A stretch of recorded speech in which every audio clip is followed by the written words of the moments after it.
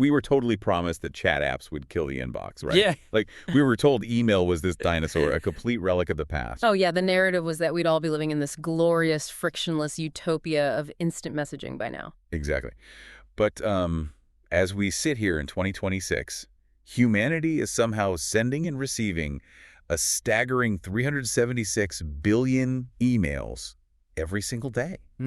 So, I mean, the dinosaur isn't dead. It's basically Godzilla at this point. It really is. The sheer scale of it just completely breaks that narrative we've been fed for over a decade. I mean, we're looking at 4.7 billion active users worldwide. That is more than half the population of the planet logging into an inbox. Yeah, it's massive. And that is exactly what we are focusing on today. We've got our hands on this incredibly comprehensive new report from Mailover, and it details the exact state of email in 2026. It's a fascinating data set, honestly. It really is.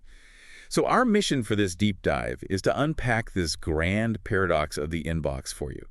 We're going to decode why email remains the undisputed king of formal business, why it is simultaneously costing us a massive chunk of our work week, and, well, how the underlying rules of surviving your own inbox have fundamentally changed. Right, and we will be diving into the actual mechanisms behind these numbers. It's not just stats. It's about connecting the dots between your daily email behaviors, the recent inflection point of AI adoption, and these strict new security mandates that basically dictate whether your messages even see the light of day. Yeah, these aren't just abstract tech industry trends. No, not at all. They are actively reshaping how you work, how you think, and literally what you see when you open your phone. So to really understand where we are, I think we have to start by looking at the physical and psychological weight of this communication channel on the modern worker. Oh, absolutely. The baseline is heavy. Yeah, the foundational stats in the Mailover report paint a pretty intense picture. Get this. The average office worker is receiving about 121 emails a day. Which is a lot on its own. Right. But for executives, that number spikes to over 150 to 200 daily emails. And meanwhile, the average worker is only actually sending about 40. Which creates a massive intake deficit. You are essentially absorbing 3 times as much information as you are putting out, and the cost of processing that intake is severe. How severe are we talking? Well, the data shows that knowledge workers spend about 2.5 hours a day just reading, filtering, and writing emails. 2.5 hours every day. Every single day. That translates to roughly 28% of the entire work week completely consumed by inbox management. That is wild. Think about that structurally for a second. It's like running a high-end restaurant where you've hired a Michelin star chef, but you force that chef to spend like 30% of their shift standing at the front desk answering the reservation phone. That's a perfect analogy, actually. And it's expensive. Mailover estimates this translates to an annual cost of about $48,360 per knowledge worker. Wait, almost 50 grand a year? Yeah. You are paying highly skilled professionals almost $50,000 a year just to act as traffic cops for their own digital correspondence. That is just, I mean, we check our email an average of 15 times a day, right? That's about once every 37 minutes. Are we actually accomplishing anything in those check-ins, or is this just pure reactive behavior? Well, the report isolates a single data point that answers that exact question, and it honestly completely reframes the modern workday. Here is the core reality of the inbox today. 88% of the emails you receive require absolutely zero action. Zero. Are you serious? Zero action. Only 12% contain actual action items. So almost 9 out of 10 messages hitting my phone are effectively just dead weight. They are dead weight, yeah, but they are dead weight you are still forced to carry. You have to physically look at that 88% just to verify that they don't matter, you know? Oh, man. That sounds exhausting. It is, and this is where the psychological cost kicks in. Every single time you check your inbox, even just to read something completely useless, it takes your brain an average of 23 minutes to cognitively refocus on the deep work you were doing prior to the interruption. Okay, I really want to dig into the mechanics of that, because that 23-minute number is crucial. When you glance at a newsletter you didn't even ask for, your brain essentially dumps the RAM of whatever deep work you were engaged in. Exactly. You lose the cache. Right, so to get back to where you were, you don't just pick up seamlessly. Your brain has to manually reload all that previous context, like where you were in a document, what the logical flow of your code was, or what strategy you were mapping out. And that cognitive reloading process is exactly what eats those 23 minutes. That context switching is basically this invisible tax on our global productivity. That's just how we're wired, right? Yeah, it's a biological limitation. The human brain simply isn't designed to rapidly toggle between high-level strategic thinking and mundane administrative sorting. And this constant friction is why 52% of employees now report feeling burned out specifically by email management. Over half of the workforce. And that burnout rate was only, what, 40% back in 2020? Oh, it's jumped significantly. The compound effect of this interruption cycle creates an estimated $1.75 trillion annual productivity loss in the U.S. economy alone. Wow. Trillion with a T. It seems like the shift to remote and hybrid work environments really threw gasoline on this fire, too. Oh, for sure. The transition created this massive documentation scramble. Because without the ability to have a quick, transient conversation by the water cooler or over a desk, every minor interaction suddenly had to become a written record. Right, per my last email, instead of just tapping someone on the shoulder. Exactly. Because of that structural change, overall email volume has jumped 40% since 2020. And it fundamentally altered the rhythm of our days. I mean, think about what happened to you between 8 p.m. and 10 p.m. last night. If you're like the average worker in this report, you were likely experiencing the second peak. Ah, yes, the second peak. Because we used to just have a single mountain of email activity during standard business hours, right? Now, mailover tracks a distinct secondary surge of activity late in the evening. After-hours email is up 42%. And because our brains physically cannot handle that level of continuous cognitive overload, we've had to develop entirely new defense mechanisms. I mean, we are no longer sitting at a desktop carefully filing messages into nested folders. No, nobody does that anymore. Right. We've basically turned our mobile devices into triage wards. Which brings us to how we actually survive this mess. 60% of all emails are now open on a mobile device, with Apple's iPhone and Mac currently dominating the client market at, I think, over a 42% share. That's right. And because we are triaging on these small screens, standing in line at a coffee shop, walking to the car, half watching television, we've become utterly ruthless in our filtering. The behavioral shift here is so stark. A user now spends an average of just 3.4 seconds on a mobile email before making a final decision. 3.4 seconds. That's nothing. It's incredibly fast. You act, delete, or ignore. You literally have less than 4 seconds to prove your relevance to the recipient. That's brutal for marketers. Oh, it gets worse. If an email doesn't render perfectly on a mobile screen, like if the text is too small or the image formatting breaks, 80% of users will immediately delete it. They don't save it to read later on a big screen. Nope. They do not save it to decipher later on a desktop. The friction is just too high, so the message is simply discarded. Wow. I mean, I definitely see that ruthlessness in my own habits. Yeah. But I actually have to push back on a broader assumption here. Okay, what's that? When we talk about mobile-first behavior and short attention spans, the conversation usually pivots to younger generations, right? We constantly hear that Gen Z lives exclusively in TikTok, Slack, or Instagram DMs. Sure, that's the stereotype. So if email is this bloated legacy communication tool, shouldn't Gen Z be in the process of killing it off completely? You would think so, but the actual data tells a completely different story. Gen Z actually checks their personal email more frequently than millennials or Gen X. They use it more. How does that reconcile with the stereotype of the DM-obsessed generation?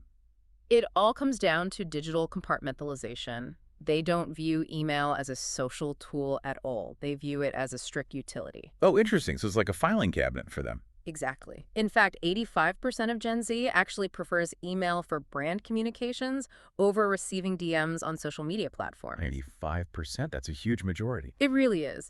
They aggressively protect their social spaces for peer-to-peer interaction, and they want their commercial and professional lives sequestered strictly in the inbox. Okay, so they aren't abandoning the inbox. They're just policing the borders heavily. Very heavily. Gen Z is 24% more likely to unsubscribe from a mailing list than Gen X. Wow, they do not mess around. No, they don't. If a brand violates their expectations or sends irrelevant content, the penalty is immediate. They curate their incoming information streams with much less tolerance for noise. So let's pull this back to your daily workflow as a listener. You have 3.4 seconds to process an email on a glass screen, and 88% of what is coming at you is pure noise. It's an impossible situation. It is. Humans literally cannot keep up with this volume manually.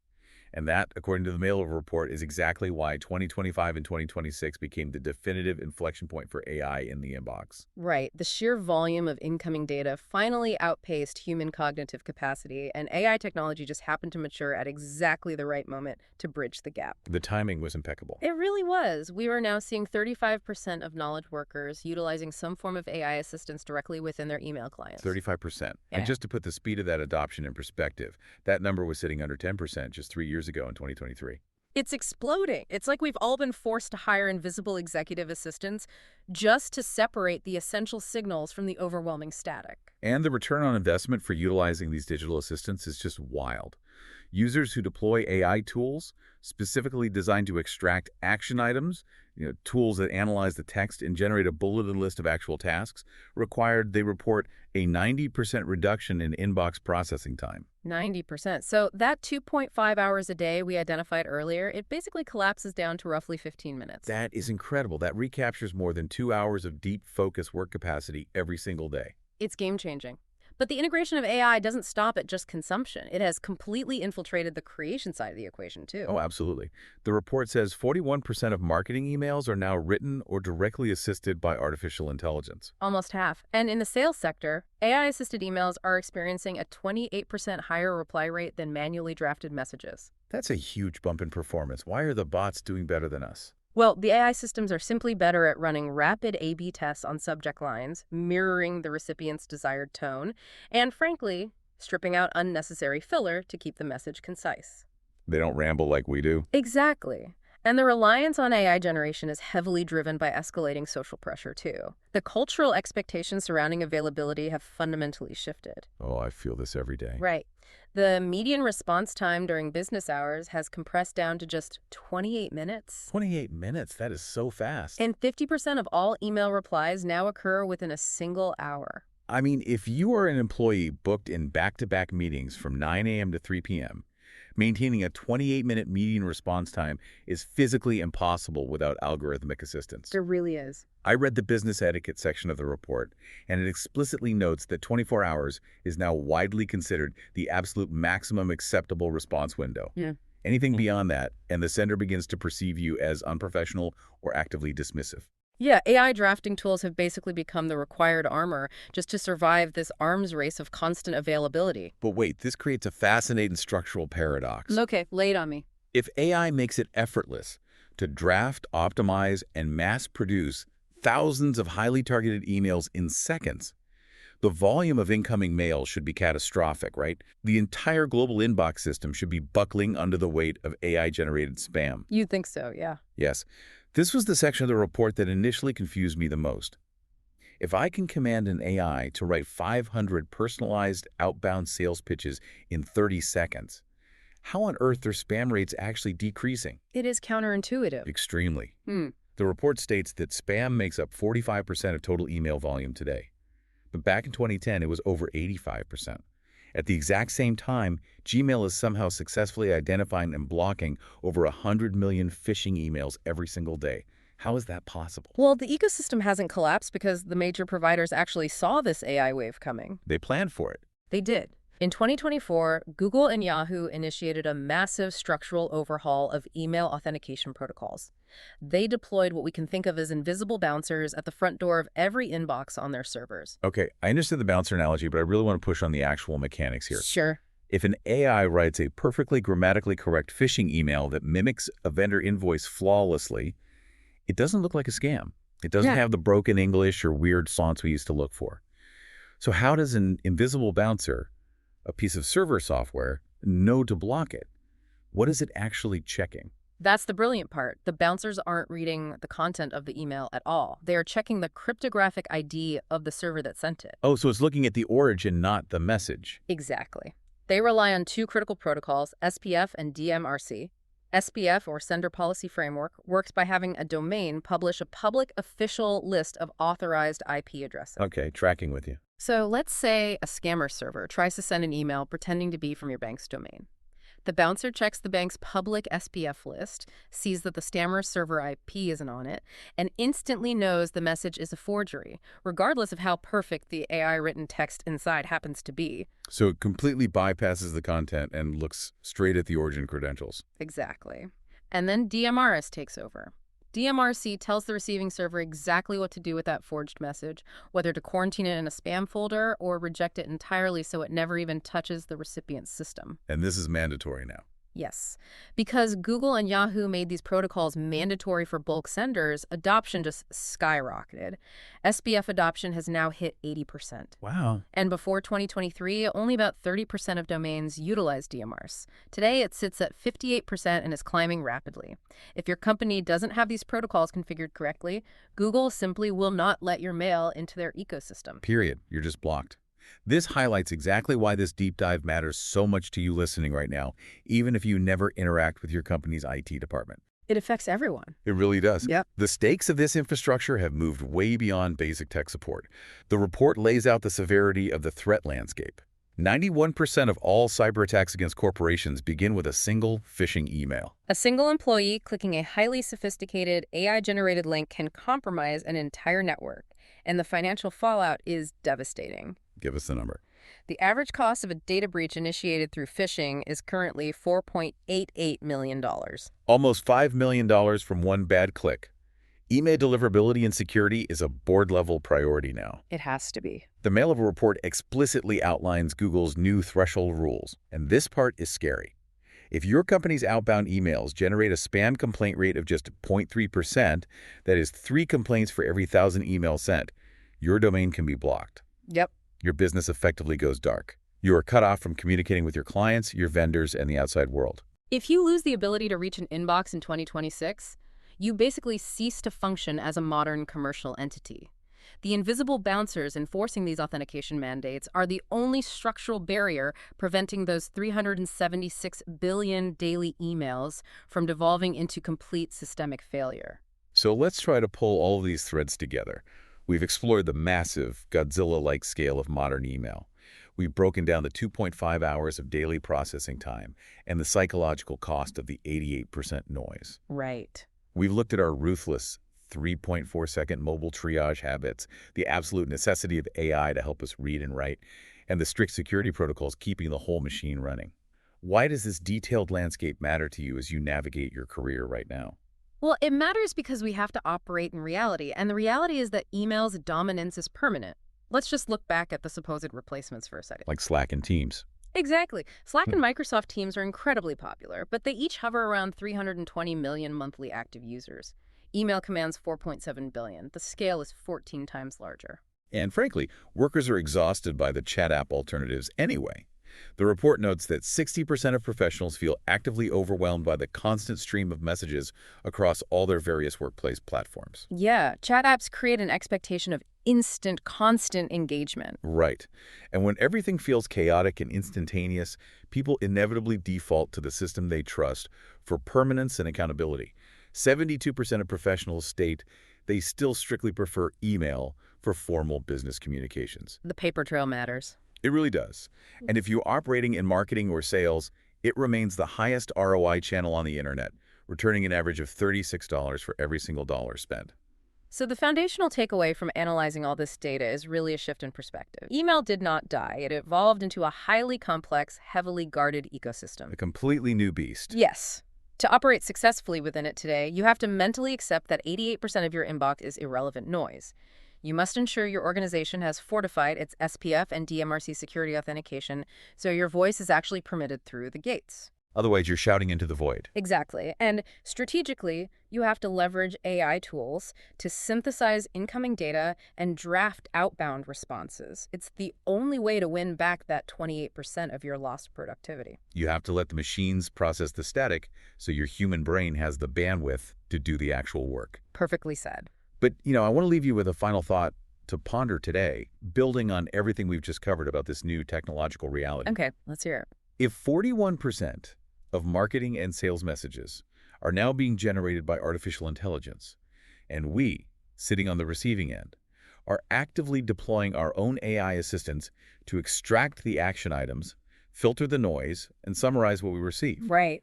Are we rapidly approaching a threshold where human communication is basically just two AI bots talking to each other at the speed of light? Will we simply sit back and watch the summaries roll in? Wow. That's a slightly terrifying thought. The next time you open your phone to triage your inbox, think about that original promise we were sold about the death of email. Maybe the inbox itself didn't die. Maybe our active human participation in it did. Think about that next time you hit send.